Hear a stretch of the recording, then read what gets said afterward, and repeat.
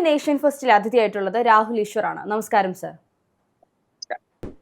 നമ്മളിതിനു മുൻപ് പല തവണകളിലായി ചർച്ച ചെയ്തതുപോലെ രാഹുൽ മാങ്കൂട്ടത്തിന് മൂന്നാമത്തെ പീഡന കേസിലും പീഡന പരാതിയിലും ജാമ്യം ലഭിച്ചിരിക്കുകയാണ്.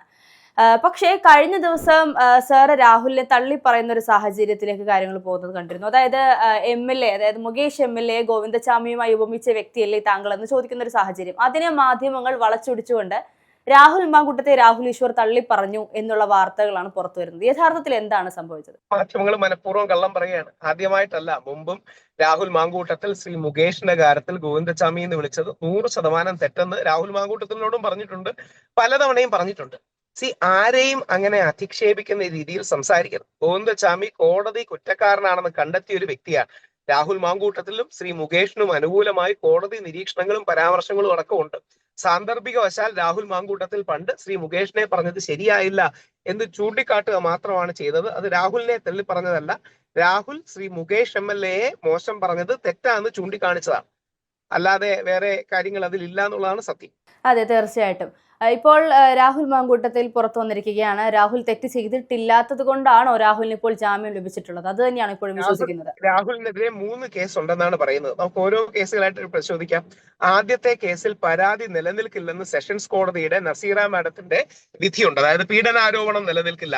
അത് തന്നെ ഹൈക്കോടതിയുടെ ഒബ്സർവേഷനായി ഇന്നലെ നമ്മൾ കാണുകയുണ്ടായി. ഹൈക്കോടതിയുടെ നിരീക്ഷണത്തിലും ഉഭയകക്ഷി സമ്മതപ്രകാരമുള്ള ബന്ധമായിരുന്നു എന്ന് ഹൈക്കോടതി ഒബ്സർവ് ചെയ്തിട്ടുണ്ട്. അപ്പോൾ ആദ്യത്തെ പരാതി യഥാർത്ഥത്തിൽ പീഡന പരാതി അവിടെ പൊളിയുകയാണ്. ഒരുപക്ഷെ നിർബന്ധിത ഗർഭഛിദ്രം എന്ന ആരോപണം നിലനിൽക്കുകയും അന്വേഷിക്കുകയും ചെയ്തോട്ടെ. പക്ഷെ പീഡന പരാതി നിലനിൽക്കുന്നില്ല. രണ്ടാമത്തെ പരാതി സംശയം കോടതി പ്രകടിപ്പിച്ചിരിക്കുകയാണ്. മൂന്നാമത്തെ പരാതിയിൽ രാഹുലിന് ജാമ്യവും കിട്ടിയിരിക്കുകയാണ്. ഇപ്പൊ രാഹുലിനെ മനഃപൂർവ്വം കരിവാരത്തേക്കാൻ ഇങ്ങനെ വീണ്ടും വീണ്ടും പരാതി കൊണ്ടുവരുന്നു എന്നല്ലാതെ ഈ പരാതികൾക്ക് മെറിറ്റ് ഇല്ല എന്നാണ് കോടതി വ്യവഹാരങ്ങളിൽ നിന്ന് നമുക്ക് മനസ്സിലാക്കാനും അനുമാനിക്കാനും കഴിയുന്നത്. അല്ല, രാഹുൽ മാങ്കൂട്ടത്തിനെതിരെ ഇനിയിപ്പോൾ പോക്സോ കേസ് ഉൾപ്പെടെ പലതും പുറത്തു വരാനുണ്ട് എന്ന് പറയുന്ന സാഹചര്യത്തിൽ ഇതൊരു ടാർഗറ്റ് ആണെങ്കിൽ അടുത്ത ദിവസങ്ങളിൽ തന്നെ ആ കേസുകളും പുറത്തു വരാൻ സാധ്യതയില്ലേ? വ്യാജ പോക്സോ അടക്കം കൊടുക്കാൻ വളരെ എളുപ്പമല്ലേ, ഈസി അല്ലേ? അങ്ങനെ 2 ആഴ്ചയും കൊണ്ട് പിടിച്ചിടാനുള്ള ഒരുപാട് ഊപ്പുണ്ട്. ഇത് ആർക്കെതിരെയും ചെയ്യാന്നുള്ളതാണ്. ഇതിലൊരു മെറിറ്റും നന്മയും ഇല്ല എന്നുള്ളതാണ് സത്യം. അതുകൊണ്ട് രാഹുലിനെതിരെ ഇനിയും വ്യാജ പരാതികൾ വരാൻ സാധ്യതയുണ്ട്. കാര്യം പാലക്കാട് രാഹുൽ നിന്നാൽ ജയിക്കും എന്ന് ഇപ്പോഴും പാലക്കാട്ട് രാഹുലിന്റെ എതിർ പാർട്ടികൾക്കും മറ്റും അറിയാം. ഇന്നും രാഹുൽ മാങ്കൂട്ടത്തിൽ കാൻഡിഡേറ്റ് ആയിട്ട് നിന്നാൽ പോലും ജയിക്കും. ഒരുപക്ഷെ കോൺഗ്രസ് സ്വതന്ത്രനായി നിന്നാൽ പോലും ജയിക്കും. രാഹുൽ മാങ്കൂട്ടത്തിൽ കോൺഗ്രസിന്റെ വെളിയിൽ പോയി നിൽക്കരുതെന്നുള്ളതാണ് എന്റെയൊക്കെ അഭ്യർത്ഥന. പക്ഷെ രാഹുലിന് അത്രമാത്രം ജനസമ്മതി ഉള്ളതിന്റെ കാരണം രാഹുൽ മാങ്കൂട്ടത്തിനെ വേട്ടയാടുകയാണെന്ന് സാധാരണ ജനങ്ങൾക്ക് മനസ്സിലായി കഴിഞ്ഞു എന്നുള്ളതാണ്. അതെ, തീർച്ചയായിട്ടും. പക്ഷേ ഇപ്പോൾ നമുക്കറിയാം രാഹുൽ മാങ്കൂട്ടത്തിന്റെ പീഡന പരാതി നിലനിൽക്കില്ല എന്ന് പറയുമ്പോൾ പോലും, ഇതുമായി ബന്ധപ്പെട്ട് രാഹുൽ പുറത്തിറങ്ങി എന്ന് പറയുമ്പോൾ പോലും രാഹുലിനെ തള്ളി പറയാത്ത സാറിനെ പോലുള്ള ഒരുപാട് ആളുകളുണ്ട്. പക്ഷേ ഈ പറയുന്ന അതിജീവിത അല്ലെങ്കിൽ സാറിന്റെ ഭാഷയിൽ പരാതിക്കാരിയായിട്ടുള്ള പെൺകുട്ടികളുടെ മാനസികമായ നിയമത്തിന്റെ ഭാഷയിൽ മാത്രമാണ് കാര്യം. നിയമത്തിന്റെ ഭാഷയിൽ സർവൈവർ എന്നോ ഇരയെന്നോ അതിജീവിതയെന്നോ വിളിക്കാൻ നിയമം അനുവദിക്കുന്നില്ല. കാര്യം ഹൈക്കോടതിയുടെയും ഒബ്സർവേഷൻ വന്നതിന്റെ അടിസ്ഥാനത്തിൽ, സെഷൻസ് കോടതിയുടെ വിധിയുടെ അടിസ്ഥാനത്തിൽ. കാര്യം അവരെന്ത് അതിജീവിച്ചു എന്നാ പറയണേ? അവരെന്താ ഈ അതിജീവിതയാണെങ്കിൽ എന്തെങ്കിലും അതിജീവിക്കണമല്ലോ. പീഡനം നടന്നിട്ടില്ലെങ്കിൽ അവരെന്താ അതിജീവിച്ചത്? പിന്നെ പീഡനം നടന്നിട്ടില്ല എന്ന് പറയുമ്പോൾ ഇവിടെ നമ്മൾ ചിന്തിക്കണം, ആ പറയുന്ന പെൺകുട്ടികൾക്ക് ഇമോഷണലി മെന്റൽ ഹെൽത്തിനെയൊക്കെ ബാധിക്കുന്ന ഒരുപാട് കാര്യങ്ങൾ ഉണ്ടായിട്ടുണ്ട് എന്നുള്ളത് നമുക്ക് തള്ളിക്കളയാൻ സാധിക്കില്ല എന്നുള്ളതാണ്. അവർ ആ ഒരു സമയത്ത് അനുഭവിച്ച ട്രോമ അല്ലെങ്കിൽ പീഡനം നടന്നിട്ടില്ലെങ്കിൽ പിന്നെ എന്ത് ഇമോഷണൽ കാര്യം അവർ അതിജീവിച്ചത്? പരസ്പര സമ്മതത്തോടെയാണ് ബന്ധമെങ്കിൽ പിന്നെ എന്താ ഇവർ അതിജീവിച്ചത്? അതിനുശേഷമുള്ള ഒരു കാലഘട്ടമുണ്ടല്ലോ, അതായത് ഈ ഒരു സെക്ഷൽ റിലേഷൻഷിപ്പിന് ശേഷമുള്ള രാഹുലിന്റെ ഒഴിവാക്കൽ, അല്ലെങ്കിൽ ഈ പറയുന്നത് പോലെ പ്രഗ്നന്റ് ആണെന്ന് അറിയുന്നതിന് ശേഷമുള്ള രാഹുലിന്റെ ബ്ലോക്ക് ചെയ്യൽ. അല്ല, 2 കാര്യങ്ങളാണ്. അവർക്ക് വൈകാരികപരമായി അവർ അതിജീവിച്ചു എന്നുള്ളതാണെങ്കിൽ അവരുടെ ആ വിഷമത്തോടൊപ്പം നിൽക്കുന്നു. പക്ഷെ പ്രശ്നം അതൊരു നിയമത്തിന്റെ കണ്ണിൽ വരുന്ന കാര്യമല്ലല്ലോ. അതായത് ഒരു ബ്രേക്കപ്പിന് ശേഷം ആണിനും പെണ്ണിനും ഒക്കെ ട്രോമ ഉണ്ടാകാം, വേദനയും വിഷമവും ഉണ്ടാകാം. നമ്മൾ അതിനെ ബഹുമാനിക്കുന്നു. നമ്മളൊക്കെ ലൈഫിൽ ബ്രേക്കപ്പ് കണ്ടിട്ടുള്ളവരാണ്. അവരുടെ വിഷമത്തെ ബഹുമാനിക്കുന്നു, അംഗീകരിക്കുന്നു. പക്ഷേ ബ്രേക്കപ്പിന് ശേഷമുള്ള വിഷമത്തിനെ അതിജീവിക്കുന്നവരെ അല്ലല്ലോ നമ്മൾ അതിജീവിത എന്ന് വിളിക്കുന്നത്. അതായത് ബ്രേക്കപ്പിന് ശേഷം വിരഹം വരുമ്പോഴും പ്രണയനൈരാശ്യം വരുമ്പോഴും അതിനെ അതിജീവിക്കുന്നവരെ നമ്മൾ സർവൈവറെന്നോ അതിജീവിതയോ അല്ല വിളിക്കുന്നത്. പക്ഷേ അതിനെ അതിജീവിച്ചവരാണെന്നറിയില്ല, അവരങ്ങനെ അവകാശപ്പെടുന്നു, അവരുടെ അവകാശവാദം ബഹുമാനിക്കുന്നു. പക്ഷെ അങ്ങനെ അതിജീവിക്കുന്നവരെ അതിജീവിത എന്നാരും വിളിക്കാറില്ല എന്ന് ഓർപ്പിക്കാൻ മാത്രമാണ് ആഗ്രഹിക്കുന്നത്. ലൈംഗിക കുറ്റകൃത്യങ്ങൾക്ക് ലൈംഗിക കുറ്റകൃത്യങ്ങൾക്ക് പാത്രീഭവിച്ച അനുഭവിച്ച സ്ത്രീകൾ അതിനെ അതിജീവിക്കുമ്പോഴാണ് നമ്മൾ അതിജീവിത അല്ലെങ്കിൽ സർവൈവർ എന്ന് വിളിക്കുന്നത്. അതെ, തീർച്ചയായിട്ടും. പക്ഷേ ഇനിയിപ്പോൾ രാഹുൽ മാങ്കൂട്ടത്തിൽ പുറത്തു വന്നിരിക്കുകയാണ്. പൂർവാധികം ശക്തിയോടുകൂടി തിരിച്ചു വരാനാണ് സാധ്യത എന്നാണ് നമുക്ക് അറിയാൻ കഴിയുന്നത്. കാരണം രാഹുലിന്റെ ഇതിനു മുൻപുള്ള പരാതികൾക്ക് ശേഷം രാഹുൽ ഇങ്ങനെ തന്നെയായിരുന്നു. അദ്ദേഹത്തിന്റെ ചർമ്മബലം വളരെയധികം, അതായത് നമുക്കൊന്നും അംഗീകരിക്കാൻ, നമുക്കൊന്നും അക്സെപ്റ്റ് ചെയ്യാൻ പറ്റാത്തതിനേക്കാൾ മുകളിലാണ് എന്നുള്ളതാണ് യാഥാർത്ഥ്യം. ഇത്രയും വലിയ കേസുകൾ വന്നിട്ടും അദ്ദേഹം ഇപ്പോഴും പിടിച്ചു നിൽക്കുന്നുണ്ട് എന്നുള്ളതാണ്. ഇനി ഇദ്ദേഹം വീണ്ടും സജീവമായി തന്നെ രാഷ്ട്രീയത്തിൽ പുറത്തു വരാനുള്ള സാധ്യതകളുണ്ടോ? രാഹുൽ മാങ്കൂട്ടത്തിൽ അതിശക്തമായി തിരിച്ചു വരണം. ഗ്രൗണ്ടിൽ ഇന്നും രാഹുൽ മാങ്കൂട്ടത്തിന് വളരെയധികം പിന്തുണയുണ്ട്. അത് വെറുതെ സാമൂഹ്യ മാധ്യമങ്ങളും മറ്റും എടുത്തു നോക്കിയാൽ മാത്രം മതി. രാഹുൽ മാങ്കൂട്ടത്തിനെ അനുകൂലിച്ച് എനിക്ക് തോന്നുന്നു 36 പേർക്കെതിരെയോ കേസും മറ്റുമുണ്ട്. ഞങ്ങൾക്കാർക്കും രാഹുൽ മാങ്കൂട്ടത്തിനെ വീട്ടിൽ പരിചയം ഉണ്ടായിട്ടോ അനിയനോ അളിയനോ ആയിട്ടോ അല്ല. രാഹുൽ മാങ്കൂട്ടത്തിന് നേരെ അനീതി നടക്കുന്നു. ആ അനീതി നാളെ നമ്മുടെ നാട്ടിൽ ഏതൊരു പുരുഷന് നേരെ നടക്കാം. അതുകൊണ്ട് രാഹുൽ മാങ്കൂട്ടത്തിൽ പോരാടണം എന്ന് പറഞ്ഞുകൊണ്ടാണ്. രാഹുൽ മാങ്കൂട്ടത്തിൽ യഥാർത്ഥത്തിൽ ഒരു അതിജീവിതനാണ്. കാരണം വ്യാജ പരാതികളെയും കള്ളപ്പരാതികളെയും അതിജീവിച്ചു എന്നുള്ളതാണ്. രാഹുലിനെ നിങ്ങൾ വിമർശിക്കുകയാണ്, രാഹുൽ പഞ്ചാരയാണ്, പല സ്ത്രീകളോടും അങ്ങനെ പഞ്ചാര ബന്ധം സൂക്ഷിച്ചിരുന്നു എന്ന് പറഞ്ഞാൽ ആ വിമർശനത്തെ ഉൾക്കൊണ്ടോളൂ, പ്രശ്നമൊന്നുമില്ല. പക്ഷേ അതും റേപ്പിസ്റ്റ് എന്ന് വിളിക്കുന്നതും രണ്ടും രണ്ടല്ലേ? അപ്പം രാഹുൽ നിരപരാധിയാണെന്ന കാര്യത്തിൽ ഇന്ന് എനിക്ക് തോന്നുന്നു കേരളത്തിൽ അധികം ആൾക്കാർക്ക് സംശയം ഉണ്ടാവില്ല. കാര്യം രാഹുലിനെ വേട്ടയാടിയതാണെന്നും രാഹുലിനെ ക്രൂശിച്ചതാണെന്നും രാഹുലാണ് ഇതിലെ ഇരയും അതിജീവിതെന്നും സാധാരണ കേരളത്തിലെ ആൾക്കാർക്ക് സംശയം ഉണ്ടാവില്ല.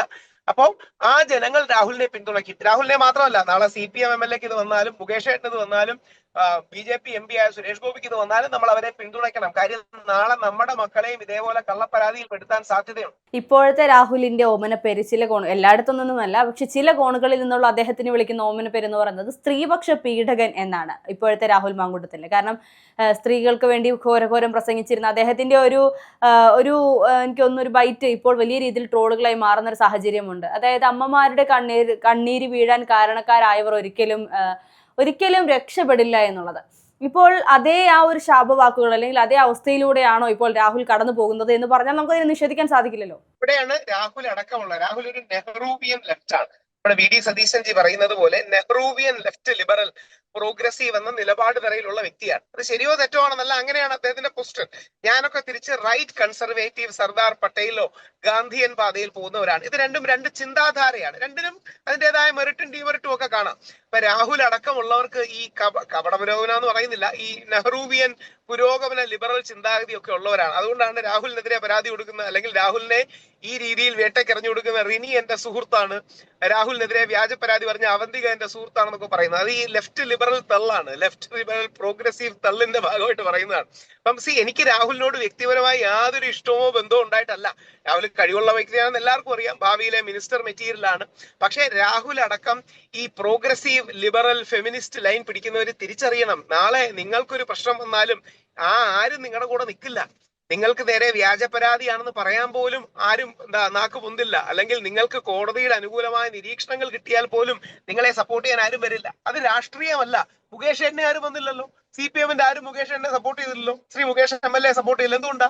ശ്രീ മുകേഷിന് അനുകൂലമായ കോടതി നിരീക്ഷണങ്ങൾ വരെയുണ്ട്. പക്ഷെ മുകേഷിനെ ആരും സപ്പോർട്ട് ചെയ്തത് എന്താ കാര്യം? അങ്ങനെ പറഞ്ഞാൽ ഞങ്ങൾ സ്ത്രീ വിരുദ്ധരായി പോകുമെന്നും ഞങ്ങൾക്ക് കയ്യടി കുറയുമെന്നും ഒക്കെ വിചാരിക്കുന്ന കുറെ ആൾക്കാരുണ്ട്. പക്ഷെ ഞങ്ങളെ പോലുള്ളവർ കയ്യടി കിട്ടിയാലും കല്ലേറ് കിട്ടിയാലും സത്യസന്ധമായി സത്യത്തിന്റെ കൂടെ നിൽക്കുകയും അതിനുവേണ്ടി പോരാടുകയും ചെയ്യും. അപ്പൊ രാഹുല് ഞങ്ങളുടെ ആ പാതയിലേക്ക് വരണമെന്നുള്ളതാണ് രാഹുൽ മാങ്കൂട്ടത്തിനോടുള്ള അഭ്യർത്ഥന. രാഹുലിനെ പിന്നീട് കാണാനൊന്നും പറ്റിയില്ല. രാഹുലിനെ എപ്പോഴെങ്കിലും കാണുമ്പോൾ രാഹുൽ കൂടി ഇടപെട്ട് തടഞ്ഞ ആ പുരുഷ കമ്മീഷൻ രാഹുൽ മാങ്കൂട്ടത്തിൽ തന്നെ അതുകൊണ്ട് കൊടുക്കുന്നുണ്ട്. അദ്ദേഹം അത് എങ്ങനെ സ്വീകരിക്കുമെന്ന് എനിക്കറിയില്ല. ചിലപ്പോൾ ഇപ്പോഴും മറ്റേ പുരോഗമനവാദി ലിബറലും ആയിരിക്കാം. രാഹുൽ ഭയങ്കര കഴിവുള്ള വ്യക്തിയാട്ടോ. ഞങ്ങൾ തമ്മിൽ അടിസ്ഥാനപരമായി നിലനിൽക്കുന്ന അഭിപ്രായ വ്യത്യാസം എന്ന് നിലനിൽക്കും, അതിന് സംശയമൊന്നുമില്ല. പക്ഷേ ഇത്തരം ടാക്സും കൂടി ഉണ്ട് എന്ന് നമ്മൾ ഓർക്കണം. അവിടെയാണ് ഈ പുരുഷ കമ്മീഷന്റെ ഒക്കെ പ്രസക്തി വരുന്നത്. അതെ, പക്ഷെ ഇപ്പോ സാറ് പറഞ്ഞതില് രാഹുൽ ഒരു മിനിസ്റ്റർ മെറ്റീരിയൽ ആണെന്ന് പറയുന്നത്, ഇത്രയും പീഡന പരാതികൾ വരുന്ന, അല്ലെങ്കിൽ ഇത്രയും ഹേറ്റേഴ്സ് ഉള്ള, അല്ലെങ്കിൽ ഇത്രത്തോളം ഇപ്പോൾ രാഹുലിനെ അനുകൂലിക്കുന്നവരുണ്ട് ഇല്ലെന്നല്ല, പക്ഷെ എന്നാൽ പോലും ഒരു വിഭാഗം ആളുകൾ രാഹുലിനെ ഒരു പീഡകനായി തന്നെ കാണുന്ന സാഹചര്യത്തിൽ എങ്ങനെയാണ് വീണ്ടും അദ്ദേഹം ഒരു മിനിസ്റ്റർ മെറ്റീരിയൽ ആണെന്ന് പറയാൻ സാധിക്കുന്നത്? അവിടെയാണ് ആരെ പീഡകനായി കണ്ടാലും യാതൊരു പ്രശ്നവുമില്ല, സത്യമാണ് പ്രധാനം. 100% ആൾക്കാരും ഒരു കള്ളം വിശ്വസിച്ചാലും ആ കള്ളം സത്യമാകുന്നില്ല. നേരെ തിരിച്ച് 100% ആൾക്കാരും അവിശ്വസിച്ചത് കൊണ്ട് ഒരു സത്യം സത്യമല്ലാതെ ആകുന്നില്ല. ഉദാഹരണം, ഉമ്മൻചാണ്ടി സാറിനെ ചില ആൾക്കാർക്കെങ്കിലും തെറ്റിദ്ധാരണ ഉണ്ടായിരുന്നു. അതുകൊണ്ട് ശ്രീ ഉമ്മൻചാണ്ടി പ്രശ്നക്കാരായല്ലോ. ശ്രീ നമ്പിനാരായണൻ രാജ്യദ്രോഹിയും പാകിസ്ഥാന് ചാരരഹസ്യം ചോർത്തിയ ആളാണെന്ന് ആ കാലത്ത് ഒരുപാട് പേര് തെറ്റിദ്ധരിച്ചിരുന്നു. അതുകൊണ്ട് അദ്ദേഹം രാജ്യദ്രോഹി ആകുന്നില്ലല്ലോ.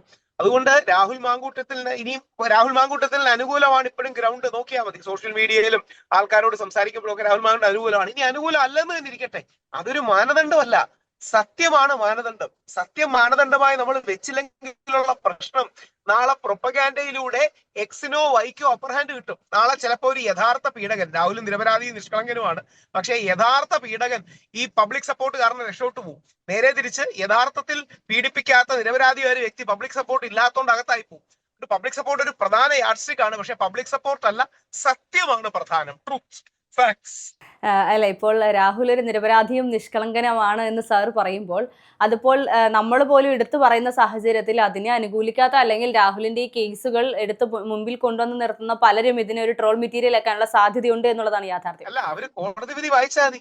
രാഹുൽ ഈശ്വറിന്റെ കൈ നിന്നിട്ട് പറയല്ലോ, കോടതി നിരീക്ഷണം പോലും അല്ല, കോടതിയുടെ വിധിയുടെ ഭാഗമായി നസീറ മാഡത്തിന്റെ ബെഞ്ചിൽ നിന്ന്, സെഷൻസ് കോടതിയിൽ നിന്ന് രാഹുലിന് ജാമ്യം നിഷേധിച്ച വിധിയിൽ രാഹുലിന് നേരെയുള്ള പീഡനാരോപണം നിലനിൽക്കില്ല എന്ന് എഴുതിയിട്ടുണ്ട്. പിന്നെ നമ്മൾ എങ്ങനെയാ പീഡകനാണെന്ന് പറയുക?